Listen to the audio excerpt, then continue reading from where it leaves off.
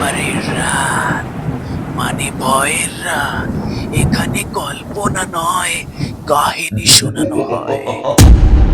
আমাদের ভূতের বাড়ি চ্যানেলের আজ 14তম এপিসোডে আপনাদের সকলকে স্বাগত। সোমবার এলেই আমার জিমেল বক্সে বেশ কিছু গল্প আপনারা পাঠান। আমার সত্যিই অনেক ভালো লাগে। আমি গল্পগুলোকে দেখি, পড়ে যদি আমার গল্পগুলোকে মনে হয় যে সত্যি এটা আকর্ষণীয়, তাহলে আমি আমার চ্যানেলের মাধ্যমে এটা তুলে ধরি। তো গত সোমবার ঠিক ৯টার সময় রাজীব দাস, কলকাতার বাসিন্দা, আমাকে জিমেল করে একটা তার গল্প বাস্তব জীবনে ঘটে যাওয়া আমাকে পাঠিয়ে লিখেছে, দাদা আপনার চ্যানেলটা আমি নতুন দেখতে শুরু করছি। আপনি আমার জীবনে ঘটে যাওয়া একটা কাহিনী আমি আপনাকে পাঠাচ্ছি। ভালো লাগলে অবশ্যই আপনার চ্যানেলের মাধ্যমে তুলে ধরবেন। হ্যাঁ, অবশ্যই আমি খুশি হলে অবশ্যই আপনারা আপনাদের যাদের কাহিনী বা ব্যক্তিগত জীবনে ঘটে যাওয়া বাস্তব অভিজ্ঞতা থেকে আমাকে আমার ডেসক্রিপশন বক্সে থাকা জিমেলে অবশ্যই গল্পটা পাঠাতে পারেন মেইল করে।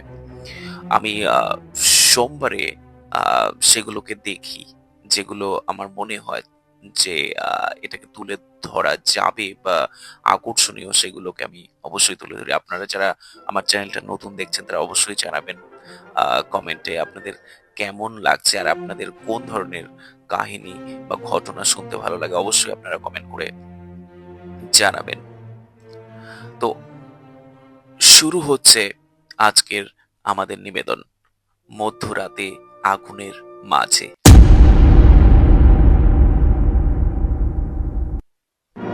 আমি রাজীব দাস, পেশায় একজন পেশাদার গাড়ি ড্রাইভার। 15 বছরেরও বেশি হয়ে গেল এই লাইনে আছি। শহরের বড় বড় অফিস, বিয়ের গাড়ি ট্যুর সবই করেছিল, কিন্তু একটা রাত আজও ভুলতে পারি না। ঘটনাটা 2017 সালের নভেম্বর মাসের শীতে শুরু হয়েছে। আমি একটা ব্যক্তিগত গাড়ি চালাতাম, আর মালিক মিস্টার সেন তখন তার আত্মীয়র বাড়ি জলপাইগুড়ি যাচ্ছিলেন। রাত 10টা নাগাদ কলকাতা থেকে রওনা দিলাম। সেন সাহেব ঘুমিয়ে পড়েছেন গাড়ির ব্যাক সিটে পেছনে। জাতীয় সড়ক 31 ধরেই যাচ্ছিলাম। রাত তখন প্রায় ঘড়িতে 12টা। চারিপাশে নিস্তব্ধতা, মাঝে মাঝে কয়েকটা ট্রাক যাচ্ছে, আর দূরে গাছ ছমছম এই গাছপালা দাঁড়িয়ে আছে, যেন মনে হচ্ছে আমাদের দিকে তাকিয়ে আছে।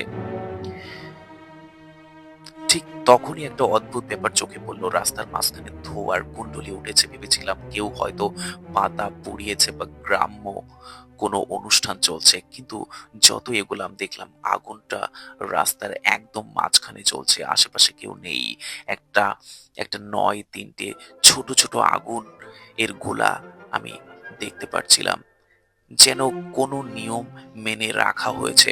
একটা গা ছমছমে ঠান্ডা অনুভব করলাম আমি। সেন সাহেব তখনও ঘুমোচ্ছেন ব্যাক সিটে। আমি গাড়ি থামিয়ে বাইরে বেরোলাম, গায়ে চাদর মুড়ি দিলাম। সামনে এগোতেই শুনি একটা মিহি একটা হাসির শব্দ। এই হাসি যেন কোনো মেয়ের, কিন্তু সঙ্গে সঙ্গে কান্নার শব্দ ভেসে এলো। এবার হাসি, পরের মুহূর্তে কান্না। এমন একটা ঠান্ডা বাতাস বইছে, আমার হাত পা শিউরে উঠলো। আমি চারিপাশে তাকালাম, কিন্তু কেউ দেখতে পেলাম না, কিন্তু কান্নার হাসি কাছ থেকে আসছে মনে হচ্ছিল। ফের গাড়ির দিকে ফিরে গেলাম আমি। গাড়ি স্টার্ট দিতে যাব, এমন সময় ইঞ্জিন বন্ধ হয়ে গেছে। আবার চেষ্টা করলাম, কিন্তু কোনো সাড়া নেই। ঘড়িতে তখন 12টা বেজে 45 মিনিট। মোবাইলে নেটওয়ার্কও নেই। গাড়ির হেডলাইট গুলো হঠাৎ ঝাপসা হয়ে এলো, যেন কেউ ঘষে ঘষে মুছে দিচ্ছে। সেই আগুনগুলো আরো উজ্জ্বল হয়ে উঠছে ক্রমশই। আমি সামনে তাকিয়ে দেখি আগুনের ঠিক পেছনে একটা ছায়া, লম্বা চুল, খোলা সাদা পোশাক, মুখটা স্পষ্ট নয় কিন্তু দাঁড়িয়ে আছে আমার দিকে তাকিয়ে। আমি চিৎকার করে বলতে যাব কে, কিন্তু গলা থেকে কোনো শব্দ বের হলো না। আমার পা যেন জমে উঠেছে, অসাড় হয়ে যাচ্ছে সবকিছু। আর সেই সময় আমার কানের পাশে একটা নিঃশ্বাসের শব্দ শুনতে পেলাম। তুই থেমে গেলি কেন? আমি চমকে ঘুরে তাকালাম, কেউ নেই। আর সেই হাসি আর স্পষ্ট, মেয়েলি গলা, স্বাভাবিকভাবে উঁচু কাঁপা কাঁপা কণ্ঠ। আমি চোখ বন্ধ করে গাড়ির দরজায় ধাক্কা মেরে ঢুকে যাওয়ার চেষ্টা করলাম। হঠাৎ সেন সাহেব কি হয়েছে রাজীব, গাড়ি কেন থামানো হলো? আমি কাঁপা গলায় বললাম, স্যার সামনের রাস্তায় কেউ আগুন চালিয়ে রেখেছে আর আমি কিছু শব্দ শুনছি এখানে। তিনি বললেন, তুমি এত নার্ভাস কেন? কোথাও তো কিছুই দেখা যাচ্ছে না। আমি আমি বাইরে তাকালাম, আগুন নেই, ছায়া নেই, সবকিছুই যেন হাওয়ায় মিলিয়ে গেছে। তখন রাত প্রায় 1টা। গাড়ি আবার স্টার্ট দিলাম, এবার ঠিকঠাক চললো গাড়িটা।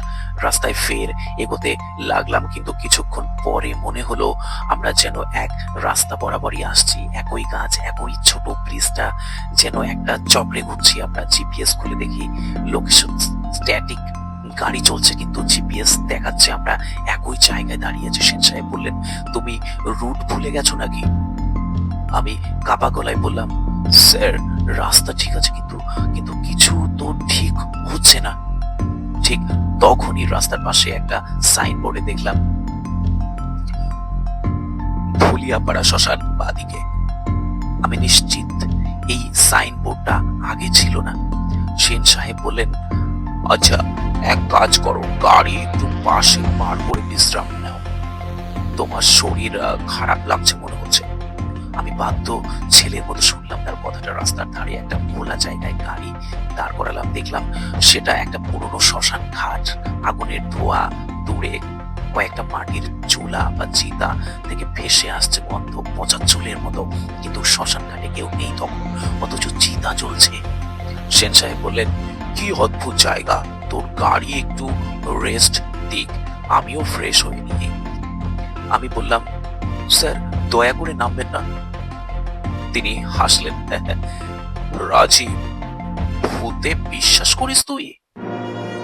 ঠিক তখনই জানলার কাছে একটা মেয়ের মুখ, চুল ভেজা, চোখ কুচকে, ঠোঁটে রক্ত মাখা। আমি তার দিকে তাকাতে পারলাম না, ভয়ে আমার সবকিছু অসাড় হয়ে আসছিল। চিৎকার করে সেন সাহেবকে টেনে ধরলাম, কিন্তু তিনি দেখলেন না কিছুই। তিনি বললেন, কি করছিস তুই, পাগল হয়ে গেছিস নাকি? আমি বললাম, স্যার ওটা ওটা একটা মুখ জানালার ওপারে। আমার কথা শেষ হওয়ার আগেই জানালার কাছে টকটক শব্দ শুনতে পাওয়া গেল। আমি আমি স্টার্ট দিলাম গাড়ি।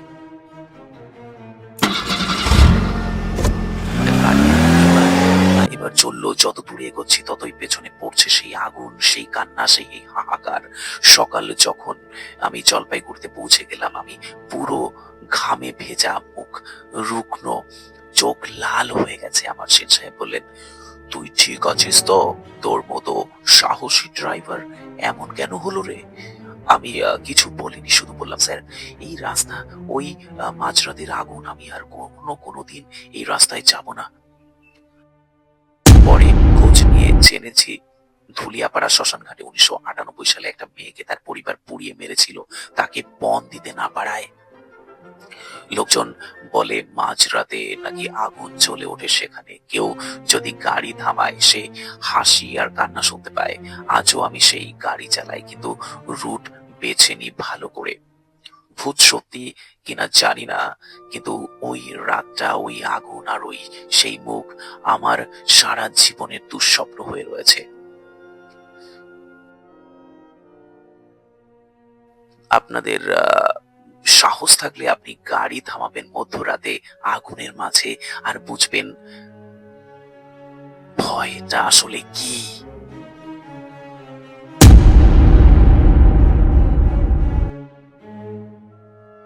আপনারা ভুল করেও নির্জন পথে একা যাবেন না।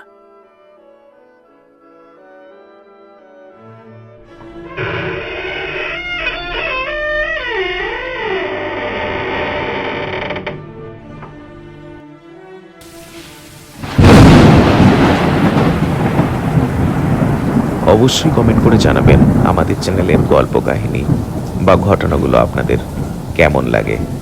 আর আপনাদের পছন্দের গল্প বা কাহিনী বা জীবনে ঘটে যাওয়া সত্য ঘটনাগুলোকে পাঠাতে আমাদের ডেসক্রিপশন বক্সে থাকা জিমেলে অবশ্যই মেল করে পাঠিয়ে দেবেন।